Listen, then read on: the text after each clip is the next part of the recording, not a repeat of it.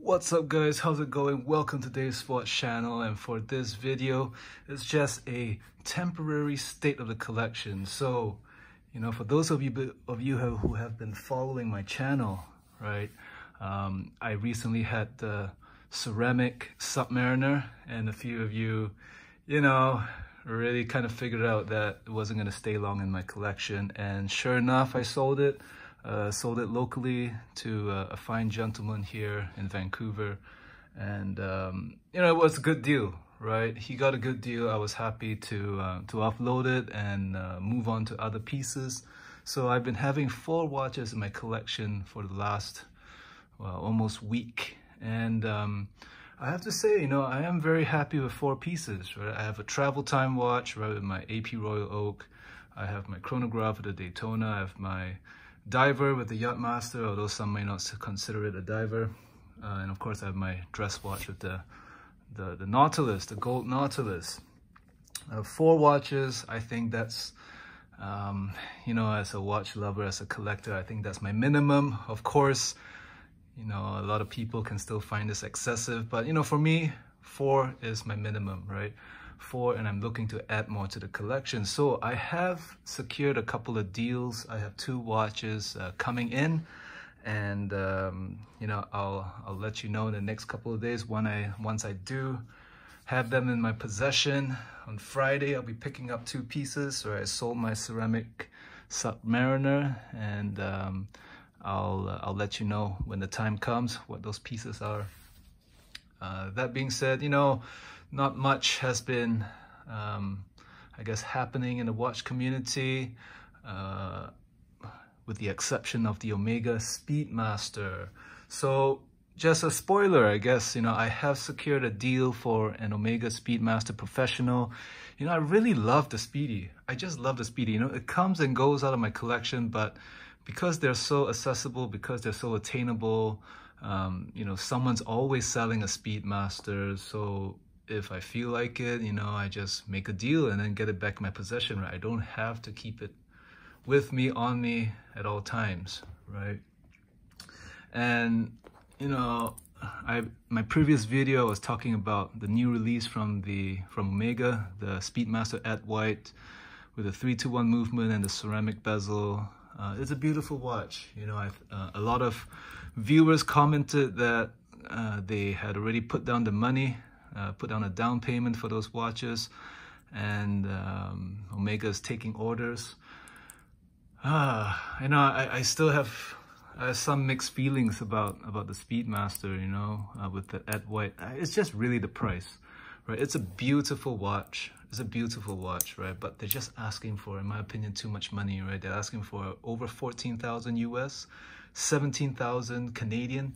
That is just too much money, right? Just a little bit more, you could get the Rolex Daytona on the secondary market, of course.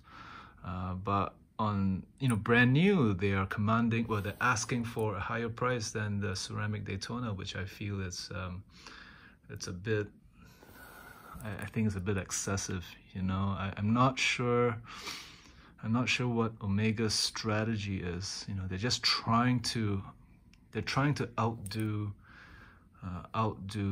Rolex, and I think that the biggest problem with Omega is that I feel that they've forgotten who they are. Omega's forgotten. I think they've lost a bit of their identity. I don't know what to make of Omega. They're not cheap, right? But at the same time, they don't have the same snob appeal. They don't have that luxury appeal, and that's what they want, right? They want to be like Rolex, right? I guess they want to exceed Rolex, right? But it's coming at the cost of their own DNA, their own identity, their roots, their beginnings, and because of that, they will lose a lot of support from people who have collected Omegas, who have been fans of Omegas for a long time, right? Omega is not Rolex. They don't have the same snob appeal that Rolex does, and it's a double-edged sword, right?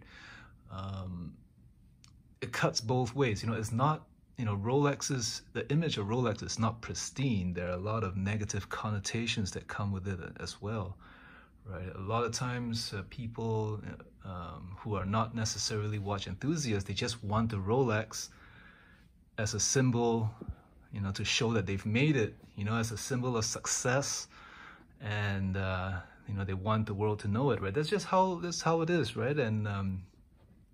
And nothing, you know, not to knock onto that as well, but you know, Omega never had any of that negative connotations, right?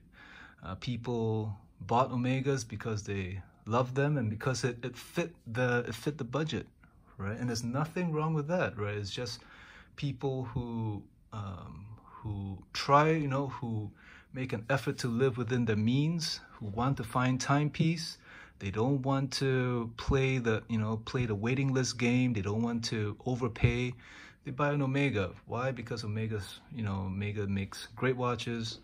They are priced fairly, and of course they have a lot of history, right? But now Omega seems to be trying to take a page out of Rolex, trying to take a page out of, you know, Hermes with their luxury handbags and the Birkins, and Chanel with their flat bags. Right? Omega wants, I guess, a piece of the pie, but I do not think they will succeed. I really do not.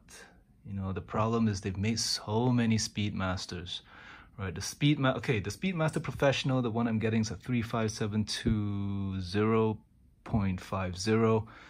And what am I paying for it? Well, under 3,000 US, actually a lot less than that. And you know, it's still a Speedmaster. Sure, it's not a vintage Speedmaster, but you know, I really wouldn't be paying over 14,000 US for the new Ed White. You can get the actual Ed White, the actual vintage Speedy for that money, and actually a little less. You know, you still have some change in your pocket, and it'll likely be tax-free, right? So I am not optimistic for Omega. I do not think that they will, I do not think that they're walking down the right direction, and I think it will come and bite them in the ass, to be quite frank and honest with you. Of course, you will have people who really want the Ed White Speedmaster, the new release, right, the latest and the greatest, or Speedmaster fanatics, right? Those people who want to collect every iteration of the Speedmaster, for sure. Of course, I'm not disputing that, right? There will be people who love that watch, and I also appreciate that people are willing to pay top dollar for that watch. But as a how should I say, no, I'm still a fan of Omega, but not so much now, and that's the problem, right? It's Omega's kind of, you know, have lost its appeal to me, and that's why, you know, in front of you here, I only have Rolex, AP, and Patek Philippe, right? My next favorite brand would have to be JLC, would have to be, or a Vacheron, or a Lange, not an Omega, unfortunately, with the exception of the Speedmaster, of course. But anyway, gone on enough about Omega Speedmaster and the state of my collection. Anyway, you made it this far. Thanks for watching. I'm out. Bye.